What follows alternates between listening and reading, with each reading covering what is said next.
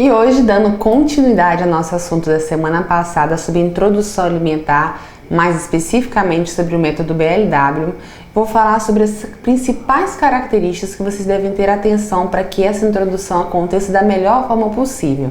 Duas delas eu já citei semana passada, mas eu quero lembrar, que é observar o corpo da criança, o momento que o corpo dela fala que está pronto, que é quando a criança consegue se sentar sozinha, manter o corpo ereto, que a criança consegue demonstrar vontade, demonstrar atenção sobre a alimentação da família e diminuir esse movimento de protusão da língua. Ela para de ficar fazendo esse movimento, que é um movimento que ela faria naturalmente no momento da amamentação. Detalhe importante: sobre a questão da criança demonstrar interesse sobre a alimentação da família, exige um certo bom senso. Por quê? Porque a criança, nesse momento, tudo é muito novo, então tudo realmente chama a atenção. Às vezes a pessoa pode achar que porque ela está chupando um picolé na frente da criança, a criança quer o picolé. Mas se você pega uma escova de cabelo colorida, a criança também vai querer aquela escova de cabelo. Então é interessante e importante ter bom senso nesses sinais que o corpo da criança está dando, certo? Um outro detalhe importante: quando a criança nasceu prematura, é importante fazer essa oferta com a sua idade corrigida, ou seja, não a idade que a criança tem hoje, mas a idade que ela teria se ela tivesse nascido com 38 a 42 semanas, para que respeite a idade fisiológica do corpo dela e não a idade cronológica. E o outro fator que eu também citei é o ambiente. Ter o pratinho, uma cadeirinha, os talheres no momento certo, um babador, de repente um plástico para ajudar na sujeira, que vai ser muita, para que você possa criar o melhor ambiente e aí sim as chances do sucesso dessa introdução alimentar sejam as melhores possíveis.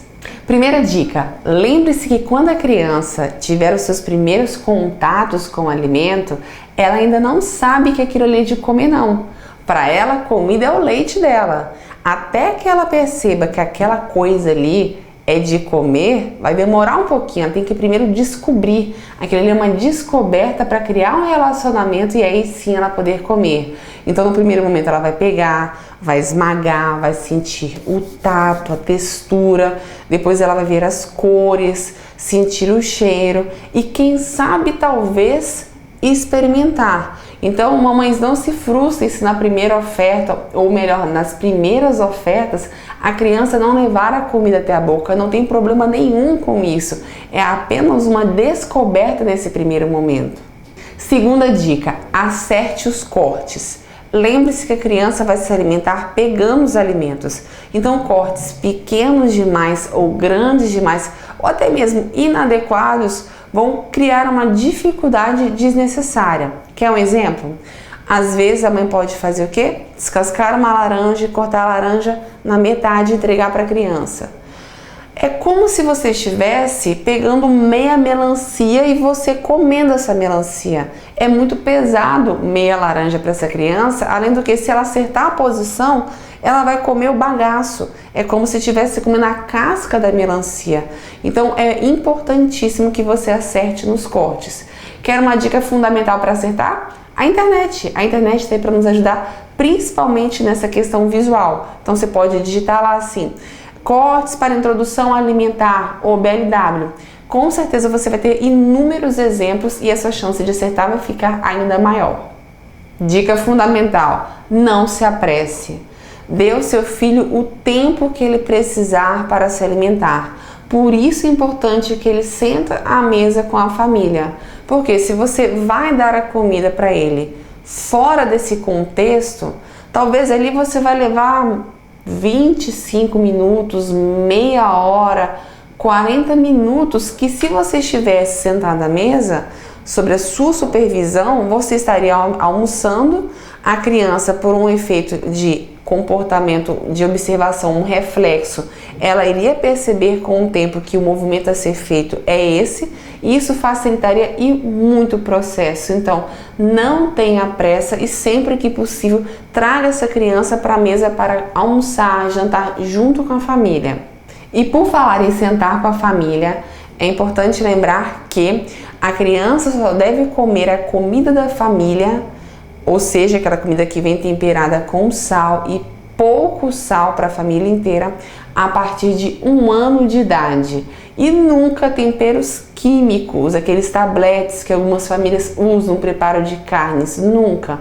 Antes de 1 ano, a comida da criança deve ser feita com pouco ou nenhum óleo. Sim, na hora da oferta, adicionado um azeite, sempre cru, um azeite de boa qualidade, e 0 sal. Açúcar somente a partir de 2 anos de idade, e quanto mais você puder evitar, melhor. E aí chega um momento, o que eu vou ofertar para essa criança? Comida de verdade e não produto alimentício.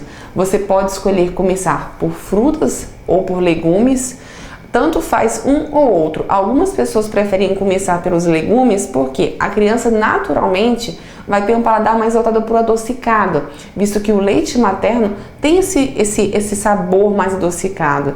Mas como você vai ter que repetir essa oferta inúmeras vezes, não tem estudos que comprovem que a criança começando por um ou por outro vai ter uma tendência de paladar mais voltada para um sabor do que o outro.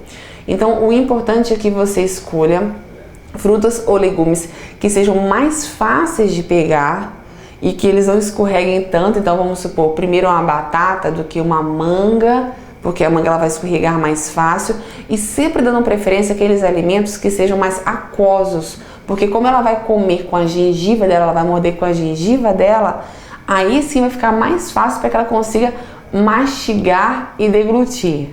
E a pergunta que não quer calar, e se a criança engasgar?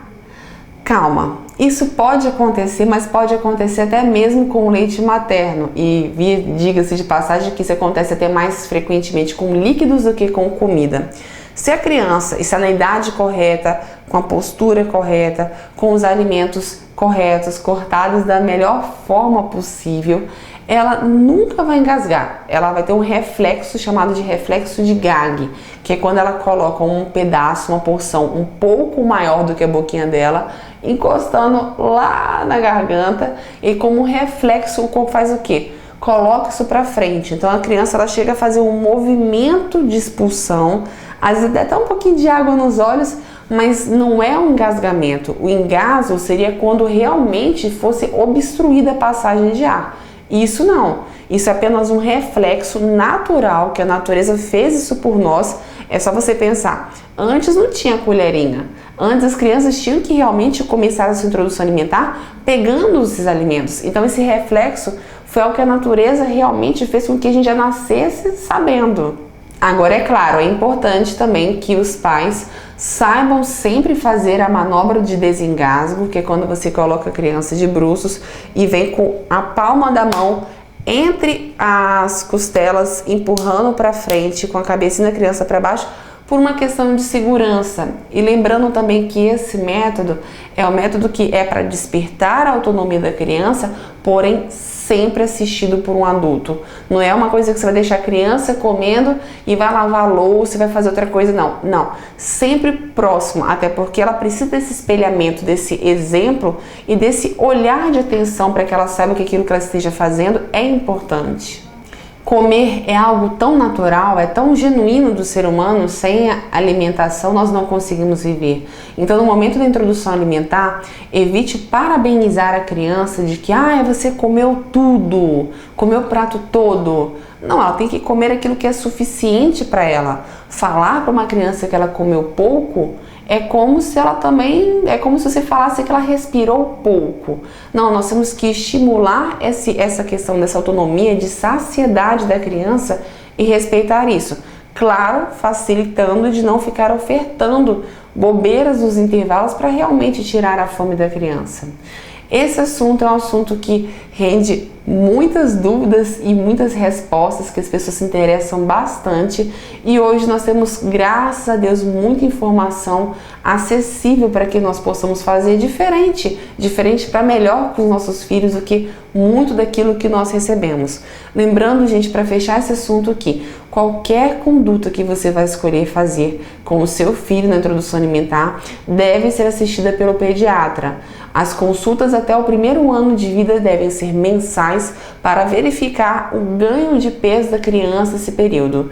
E o aleitamento materno, se possível, deve continuar. A criança terminou uma refeição, o almoço, a jantinha dela, ela quer mamar? Ela pode mamar. O leite não vai interferir na absorção dos alimentos e não será um excesso, por ser algo natural e fisiológico. Espero que vocês tenham gostado muito desse assunto. Durante o mês de outubro vou trazer outros assuntos voltados para alimentação infantil e eu espero que você acompanhe durante todo esse mês, tá bom? Até mais!